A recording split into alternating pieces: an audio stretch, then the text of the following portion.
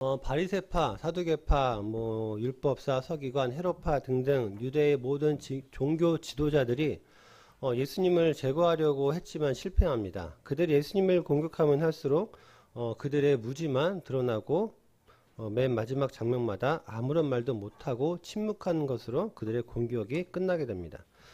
그리고 이제 예수님께서 이제 그들에게 다시 역질문을 하십니다. 바리새인에게 이제 질문을 하시는데 그게 이제 41절 42절 말씀이거든요.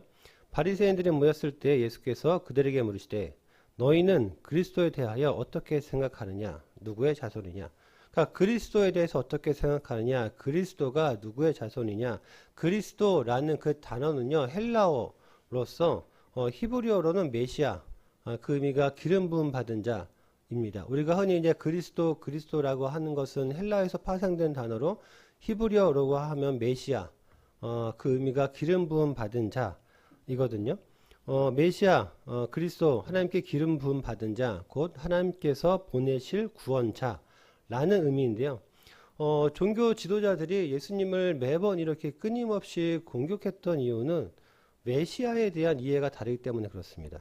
메시아에 대한 이해가 다르기 때문에 유대인들은 메시아 그리스도를 다윗의 자손으로 오실 것이라고 믿었습니다. 그 근거가 하나님께서 다윗과 하신 언약 때문인데요. 사무엘하 7장 13절 16절 말씀을 보면 그는 내 이름을 위하여 집을 건축할 것이요 나는 그의 왕위를 영원히 견고하게 하리라. 내 집과 내 나라가 내 앞에서 영원히 보존되고 네 왕위가 영원히 견고하리라 하셨다 하라. 그러니까 하나님께서 다윗의 자손으로 그리스도 메시아를 보내주실 것이라고 믿었습니다. 유대인들에게 있어서 다윗 왕은요. 우리나라 세종대왕 같은 맥락입니다. 그러니까 유대인들에게 있어서 다윗 왕은 절대로 비교 불가한 왕, 가장 위대한 왕이거든요. 그래서 영어권 이름 중에 데이브라는 그 이름이 다윗에서 이제 다비드라는 이름에서 유래된 이름입니다. 그러니까 그만큼 굉장히 강력한 영향력을 가진 인물이었죠. 다윗의 후손으로 오시는 메시아 그리스도, 즉 다윗 왕권을 회복할 것이라고 믿고 기대합니다. 다윗 왕권을 회복한다는 것은요. 다윗 왕 시대의 그런 강력한 이스라엘 그 나라를 다시 세울 것이라고 기대하는 것입니다. 그러니까 다윗의 자손이라는 그 이미지에는요. 다윗 왕 때 그 시절을 그리워하는 그 그리움이 있습니다. 근데 중학교 때 우리가 역사를 배우잖아요. 제가 친구들하고 지금도 기억나는 게 되게 한탄 안타까웠던 적이 있습니다. 왜 신라가 삼국을 통일해서 고구려의 광기토대왕이 통일했더라면 우리가 중국도 우리 땅이 될 것이고 막 임진왜란도 없었을 것이고 우리나라가 가장 위대한 강력한 나라가 되었을 텐데 왜 광기토대왕은 삼국을 통일하지 않았는가 라고 되게 안타까워했던 적이 있습니다. 그러니까 유대인들에게 있어서 다윗 왕은 이제 그러한 이제 맥락으로 이해를 합니다. 그러니까 지금 이스라엘을 다윗 왕 시대의 강력한 이스라엘처럼 그런 강력한 나라로 만들어줄 강력한 영웅을 지금 기다리고 지금 오실 것이라고 믿습니다. 그러니까 로마를 무너뜨릴 군사적 민족 해방자로서의 그 지도자를 지금 기다리는 것이죠. 유대인들이 기다리는 메시아 그리스도는 말 그대로 유대 민족만의 메시아입니다. 그러니까 자기 나라를 다시 강하게 해줄 강력한 그런 민족 지도자를 기다리잖아요.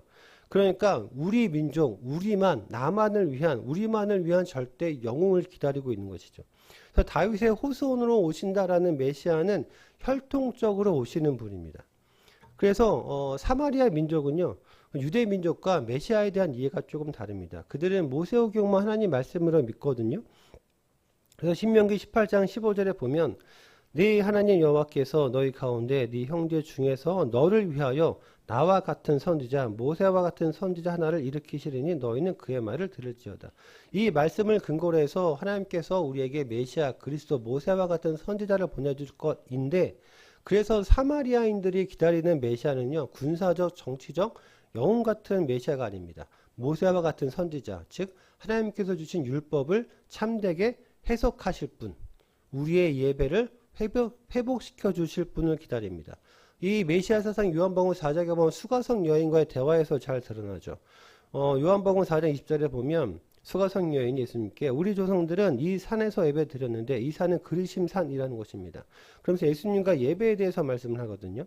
이에 수가성 여인이 메시아에 대해서 이야기를 하는데 25절에 보면 요한복음 4장 25절에 보면 메시아 곧 그리스도라 는 이가 오실 줄 내가 아노니 그가 오시면 모든 것을 우리에게 알려주시리이다.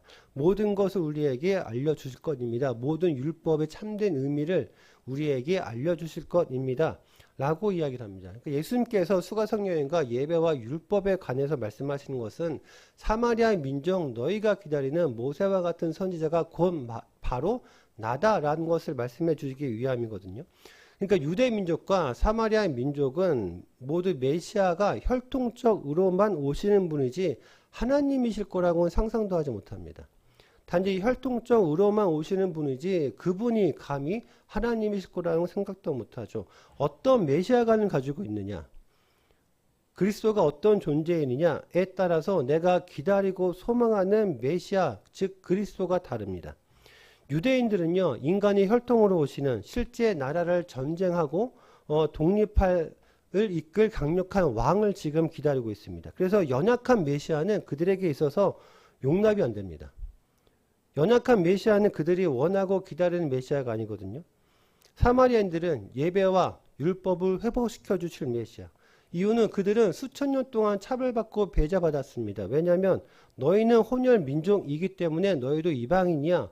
너희는 예루살렘에서 예배 드릴 수 없어. 제사 드릴 수 없어. 라고 유대인들이 그들을 철저하게 외면했거든요.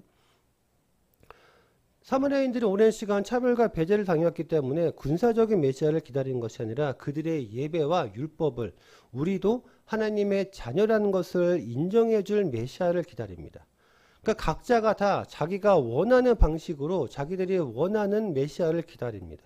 그리고 그런 메시아를 규정합니다.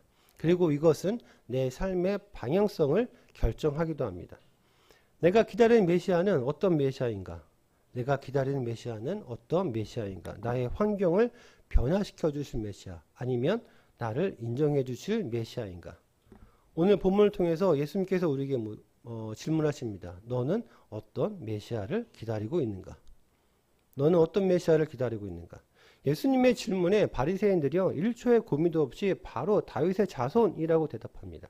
다윗의 자손, 다윗의 육체적 혈통으로 오시는 인간 메시아. 예수님께서 43절, 45절 말씀을 하세요.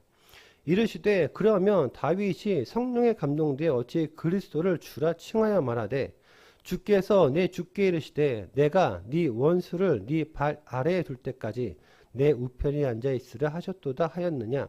다윗이 그리스도를 주라 칭하였은즉 어찌 그의 자손이 되겠느냐 하시니. 이 구절이요 그냥 읽으면 이해가 잘 안 됩니다. 쉽지 않거든요. 이 구절을 세 번역으로 읽어도요. 그러면 다윗이 성령의 감동을 받아 그를, 여기서 그는 그리스도를 의미합니다. 주님이라고 부르면서 말하기를 주님께서 내 주께 말씀하셨다. 내가 네 원수를 네 발 아래에 굴복시킬 때까지 너는 내 오른쪽에 앉아 있으라 하였으니 이것이 어찌된 일이냐. 다윗이 그리스도를 주라고 불렀는데 어떻게 그리스도가 그의 자손이 되겠느냐. 이 예수님의 말씀에는요 두 가지 고백이 있습니다. 바리새인들의 고백, 메시아는 다윗의 자손입니다. 그리고 다윗의 고백, 다윗은 그리스도를 내 주, 내 주님이라고 고백합니다.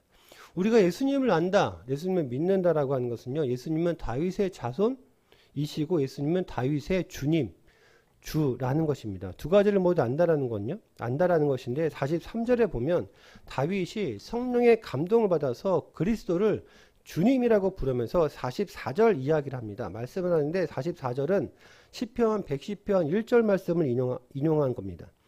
시편 110편 1절 말씀을 보면 여호와께서 내 주에게 말씀하시기를 내가 네 원수들로 네 발판이 되게 하기까지 너는 내 오른쪽에 앉아 있으라 하셨도다.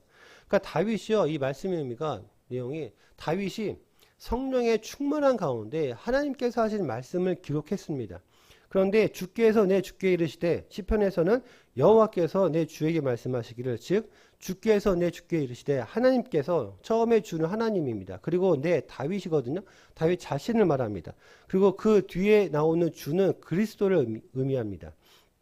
그러니까 하나님께서 나 다윗 나의 주님 그리스도에게 말씀하셨는데 이런 의미입니다.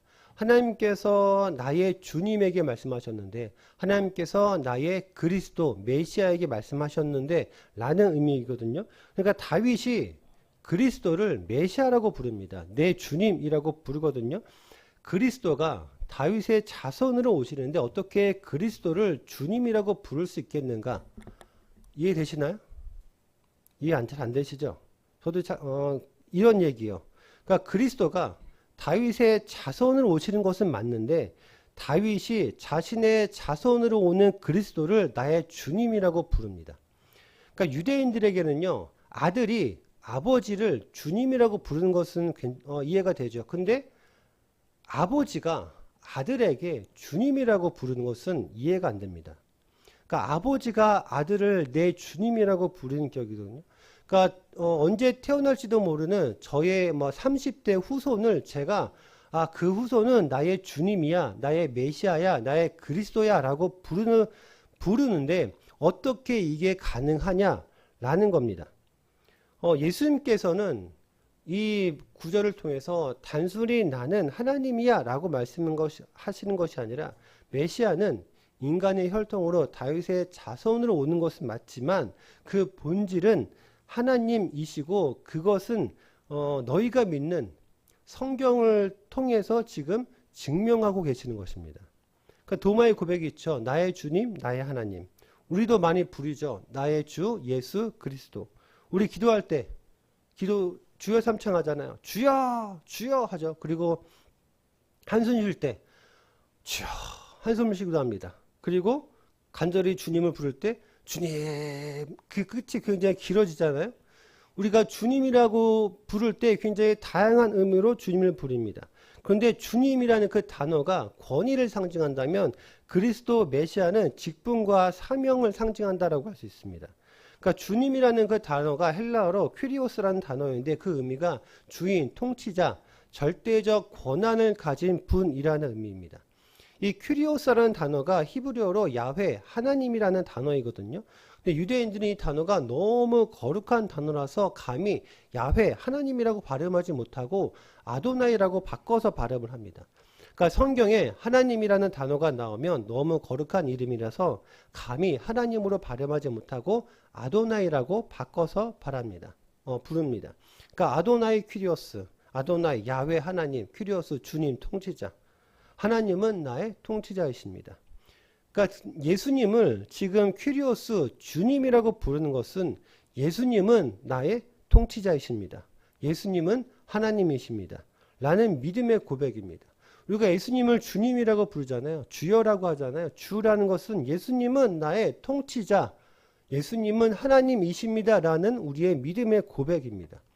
그리스도 메시아가 육체적으로 오는 다윗의 자손인 것은 맞지만 그리스도는 하나님의 아들이시다.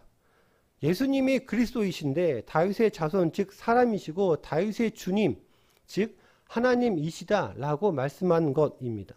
다윗의 주님, 나의 통치자, 나의 주인이 예수님이시고 그분은 하나님이시라는 것을 아는 것이 신앙이고 그것을 고백하는 것이 믿음입니다. 그리고 그 믿음의 고백대로 사는 것이 우리의 삶의 열매입니다.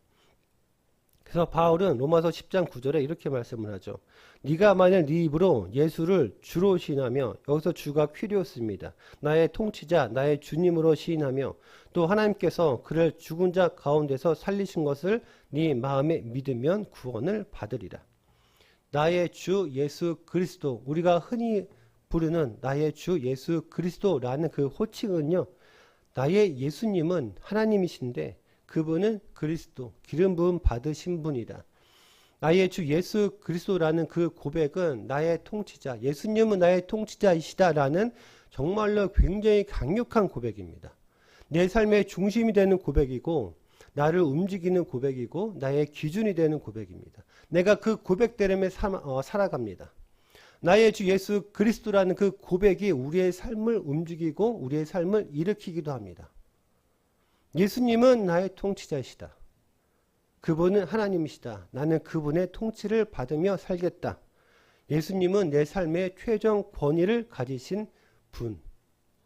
내 모든 결정에, 내 모든 것에 최종 권위를 가지신 분이심을 고백하는 우리의 고백입니다.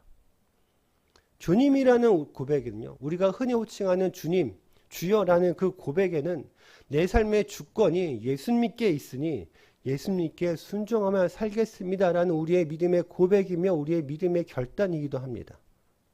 그런데 그리스도를 다윗의 자손, 즉 혈통적으로만 오는 분이라고 믿으면 유대 민족만을 위한 영웅이 오기만을 기다립니다. 그러니까 이 땅에서 내 삶의 환경을 바꿔주기만을 기다리는 것이죠.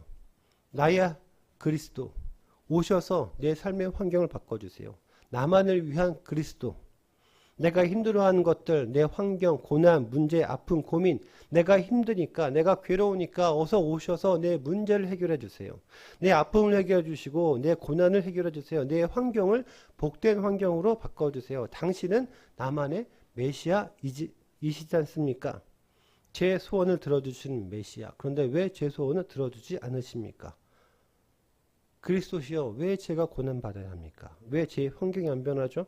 우리를 괴롭히는 저 로마는 왜 망하지 않습니까? 메시아가 오셔서 저 로마를 치워주셔야죠. 우리가 예수님 처음 믿게 되었습니다. 예수님을 처음 믿게 되었을 때 그때 제목이 주님, 하나님 제 문제를 해결해 주세요 라는 기도 제목이죠. 그런데 수십 년이 지난 지금도 여전히 하나님 제 문제 해결해 주세요 라고 머물러 있다라고 한다면 다윗의 자손에게만 머물러 있는 것과 마찬가지입니다. 다윗의 자손에게서만 머물러 있는 그 믿음, 제 문제 해결해 주세요, 제 환경을 좀 바꿔주세요, 여기에서 벗어나지 못합니다. 다윗의 주님이라는 예수님과의 관계로 깊어지지 못한다는 거죠. 예수님 나의 통치자이십니다 라는 예수님과의 관계로 우리가 깊어지지 못한다는 겁니다. 우리가 사랑하는 사람과 연애할 때를 한번 잘 생각해 보세요. 사랑하는 사람과 연애할 때, 내가 사랑하는 사람과 연애할 때 조금 더 같이 있고 싶지 않으셨나요? 그 사람을 더 알고 싶지 않으셨나요? 그 사람에 대해서 궁금해하고 그 사람과의 관계가 조금 더 깊어지기 위해서 내가 무엇을 할까 고민하지 않으셨나요? 하나님과의 관계도 마찬가지입니다. 하나님과의 관계도 깊어져야 합니다. 다윗의 자손에서 다윗의 주님으로 우리의 믿음이 더욱더 성숙하고 성화되어져야 한다는 거죠. 그리스도는 다윗의 자손에서 내 소원을 들어주신 메시아에서 다윗의 주님으로 나를 통치하는 메시아로 자라나야 합니다. 그래서 마태는요 1장 1절에 다윗의 자손을 말씀합니다. 1장 1절에 다윗의 자손, 그리고 1장 21절에 죄에서 구원할 자라고 기록합니다. 다윗의 자손, 혈통으로 오시는 그분이로 믿고 우리의 믿음이 깊어져서 우리를 죄에서 구원할 자라고 우리의 믿음이 성숙해져야 한다라고 말하고 있는 것이죠. 보세요. 예수님께서 십자가에서 마지막 말씀 한마디를 하시고 숨을 거두셨습니다. 다 이루었다. 그런데 한번 생각해 보세요. 예수님께서 십자가에 달리시고 마지막 숨을 내뱉으십니다. 다 이루었다. 그런데 무엇을 이루셨나요? 다윗의 자손으로 본다면 처절한 실패거든요. 십자가에서 아무것도 못하고 사형받아 죽은 사형수일 뿐입니다. 다윗의 자손으로 본다면 군사적인 혁명을 일으킨 것도 아닙니다. 로마와 전쟁이라도 한번 한 것도 아닙니다. 어떤 정치적으로 이스라엘 위해서 어떤 협상을 한 것도 아닙니다. 로마로부터 이스라엘 위해서 아무것도 한 것이 없습니다. 그런데 예수님께서 다 이루었다라고 말씀하시고 숨을 거두셨습니다. 그런데 다윗의 주님, 나의 주님으로 본다면 예수님의 죽음이 모든 것을 이루셨습니다. 예수님의 죽음으로 하나님 나라가 성취되었죠. 자기 백성을 그들의 죄에서 구원하셨습니다. 다윗의 주님으로 나의 주 예수 그리스도로 모든 것을 이루셨습니다. 예수님의 죽음이 모든 것을 이루셨죠. 내 삶에서 예수님께서 무엇을 이루셨습니까? 내 삶을 통해 예수님께 이루신 것이 무엇입니까? 내가 다윗의 자손으로 주님을 본다면 내 삶에서 아무것도 이루신 것이 없을 것입니다. 그러나 다윗의 주님으로 본다면 우리의 모든 것을 이루셨습니다. 예수님의 죽음이 우리의 모든 것을 이루셨습니다. 우리는 그리스도인입니다. 그리스도인. 우리는 그리스도인으로서 우리의 믿음의 고백은 예수님을 나의 주 예수 그리스도로 고백하는 사람들입니다. 나의 주 예수 그리스도, 나의 통치자, 나의 메시아, 나를 통치하시는 나의 메시아. 예수님을 나의 통치자로 하나님으로 믿습니다. 그래서 우리는 예수님 믿는 것이 전부인 사람들입니다. 예수님 믿는 것이 우리 삶의 전부인 사람들이죠. 그런데 예수님에 대해서 별로 관심이 없습니다. 예수님의 통치를 거부합니다. 예수님에 대해서 알려고 하지 않습니다. 우리 신앙생활의 목적이 무엇인가요? 우리가 예배드리는 목적이 무엇인가요? 뭐 찬양이 어떻고 기도가 어떻고 설교가 어떻고 뭐가 어떻고 뭐가 어떻고. 우리는 우리의 예배를 통해서 우리의 삶을 통하여 예수님은 나의 주 예수 그리스도이시라는 것을 고백하는 사람들입니다. 즉 예수님의 통치를 받아들이고 예수님의 통치에 순종하는 사람들이라는 거죠. 우리의 예배는 예수님은 나에게 생명을 주신 하나님이시라는 것을 아는 것과 믿는 것의 고백입니다. 우리가 예배를 왜 드립니까? 이것을 고백하기 위해서, 이것을 우리가 알기 위해서, 우리의 믿음을 더욱더 견고히 하기 위해서, 그래서 나는 죽고 예수로 살기 위해서, 나는 죽고 예수로 살아가는 인생이 되기 위해서 우리가 예배를 드리지 않습니까? 우리가 모여서 교회를 세우지 않았습니까? 그런데 십자가의 죽음도 모르고 하나님 자녀의 삶도 모르고 우리가 예수님 믿는다고 하지만 여전히 성격은 그대로 날이 서 있습니다. 마치 고슴도치와 같죠. 여전히 세상의 기준과 가치로 살아갑니다. 즉 죄와 사망의 권세로 살아간다라는 것이죠. 죄와 사망의 권세로 산다는 거 예수님이 없는 내 삶의 태도와 방식입니다. 예수님이 없으니 누가 주인이겠습니까? 세상의 주인일 때도 있고 내가 주인일 때도 있습니다. 예수님이 없는 내 일상, 예수님이 없는 내 말과 내 행동, 예수님이 없는 가정, 예수님이 없는 내 생각과 마음, 예수님이 없으니 내가 나의 통치자입니다. 예수님이 없으니 내가 나의 하나님이죠. 세상의 모든 것이 내 것이 되어야 되고 세상의 모든 것이 내 마음대로 되어야 합니다. 그러니까 아무도 나를 못 건드리죠. 나를 건드리면 못 참습니다. 내가 나의 하나님이니 예수님을 메시아로 믿지 않습니다. 예수님이 나의 주인이 될 수 없죠. 나 자신이 나의 주인입니다. 이것이 죄인된 본질이죠. 그래서 사도 요한은 요한복음 5장 44절에 너희가 서로 영광을 취하고 유일하신 하나님께로부터 오는 영광은 구하지 아니하니 어찌 나를 믿을 수 있느냐. 그러니까 하나님이 영광을 구하지 않고 너 자신만의 영광을 구하는데 어떻게 나를 믿을 수 있겠느냐라는 말씀입니다. 하나님의 영광을 넘어선 자기의 영광, 하나님의 권위를 넘어선 자기 자신의 권위, 그것을 구하는데 어찌 나를 믿을 수 있겠느냐. 이 말씀이요, 다른 사람이 아닌 바로 저를 향한 말씀이었습니다. 제가 얼마 전에 부흥이라는 다큐멘터리 영화를 봤습니다. 그 다큐멘터리 영화를 보고 생각이 좀 많아졌습니다. 기회를 내셔서, 시간을 내셔서 신의 악단이나 부흥이라는 그 영화는 꼭 보시길 바랍니다. 그 부흥이라는 다큐멘터리 영화를 보면서 내가 목사인데 목사는 어떤 사람인가? 목사는 어떤 인간이 되어야 하는가? 목사는 무엇인가? 교회와 성도와 어떤 관계를 맺어야 되는가? 과연 부흥이란 무엇인가? 그래서 부흥에 대해서 제 나름대로 정의를 내렸는데 부흥이요, 성도의 수가 늘어나는 것이 아니라 교회 평수가 늘어나는 것이 아니라 행복한 교회 성도 한 사람 한 사람이 예수님을 만나는 것. 행복한 교회 성도 한 사람 한 사람이 예수님을 만나서 예수님의 제자가 되는 것.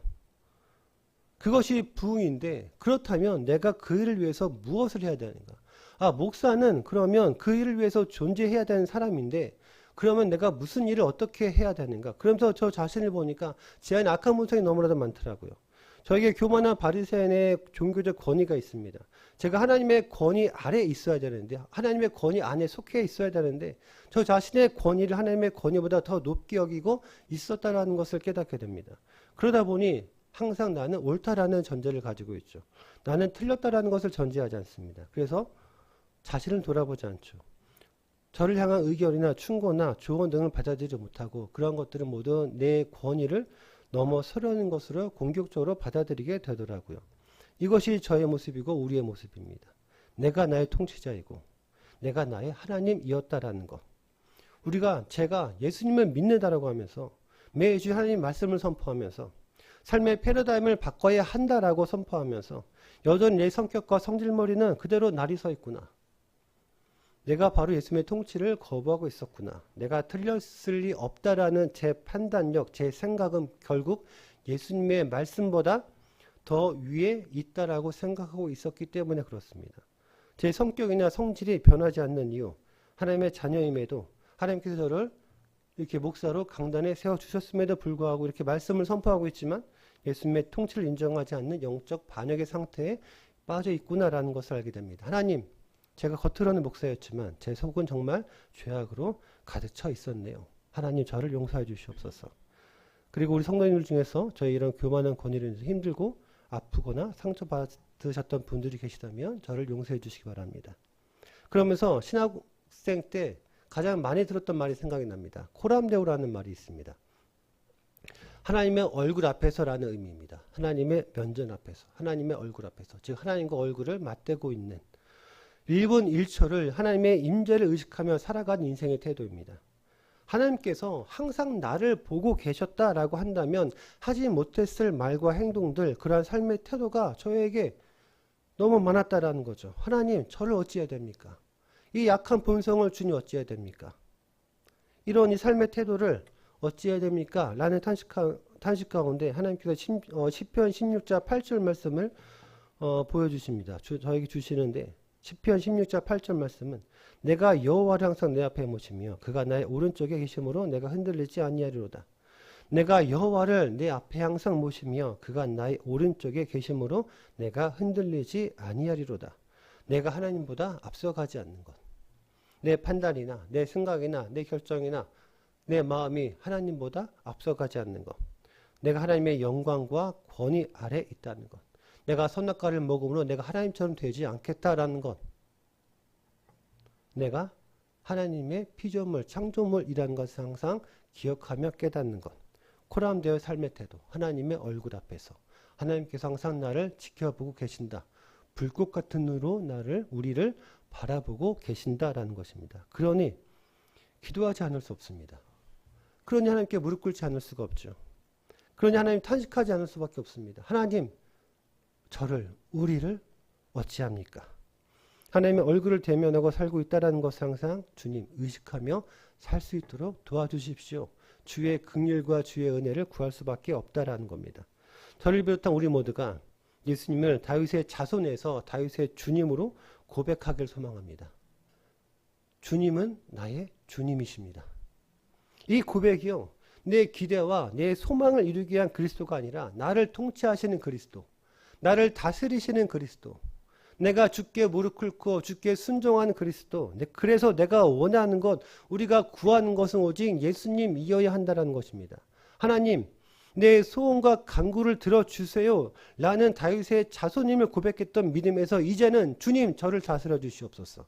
제가 주님께 순종하며 주님의 통치를 받아들이겠습니다. 주님은 나의 주님이십니다 라는 고백으로 우리가 나가야 한다는 것입니다. 예수님의 질문은요, 신학적인 질문이 아닙니다. 믿음의 고백을 요구하는 신앙의 도전의 질문입니다. 제한된 그리스도에 대한 이해 때문에 예수님을 평가했고 그 결과 예수님을 배척했고 공격했던 바리새인들이 바로 저와 우리의 모습이라는 거죠. 다윗의 자손이라는 점은 이해했습니다. 그리고 믿죠. 그러나 다윗의 주님, 다윗의 주, 하나님이시라는 것을 이해하지 못하고 받아들이지 못했던 저와 우리의 모습이라는 거죠. 다윗의 자손, 주님, 저를 도와주시옵소서. 다윗의 주님은 내 삶의 통치자이십니다. 우리에게는 다윗의 자손이자 나의 주님, 하나님의 아들로 고백하는 믿음 두 가지가 다 있어야 됩니다. 예수 그리스도가 너의 주님이 되시는가? 예수님의 통치를 받으면 살겠는가? 내 주님의 통치를 받으면 살겠습니다. 라는 우리의 믿음의 결단이 있다면 마태가 마지막 장에서 말씀하는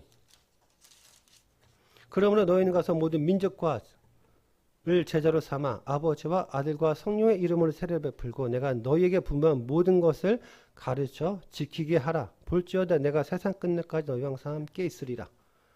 전도를 위한 말씀이 아닙니다. 우리의 믿음의 고백이 주님 제발 저를 도와주세요. 제 삶의 환경을 바꿔주세요. 라는 기도에서 이러한 믿음의 기도로 더욱더 성숙해져야 한다는 것이죠. 주님께 이렇게 기도를 올려드릴 때 주님께서 우리의 삶을 외면하시겠습니까? 내가 너희 가장 최선의 것을 주겠다라고 말씀하신 하나님이십니다.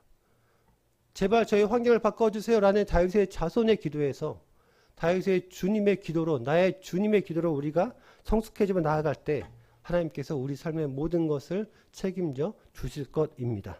내가 너에게 분명한 모든 것을 가르쳐 지키게 하라. 볼지어다 내가 세상 끝날까지 너희와 항상 함께 있으리라. 그래서 세상 끝날까지 나와 항상 함께 있다라고 하십니다. 저와 우리 모두 함께 고백했으면 합니다. 주님, 당신은 저의 최종 권위자이십니다. 주님, 저는 주님의 통치를 받으며 살겠습니다.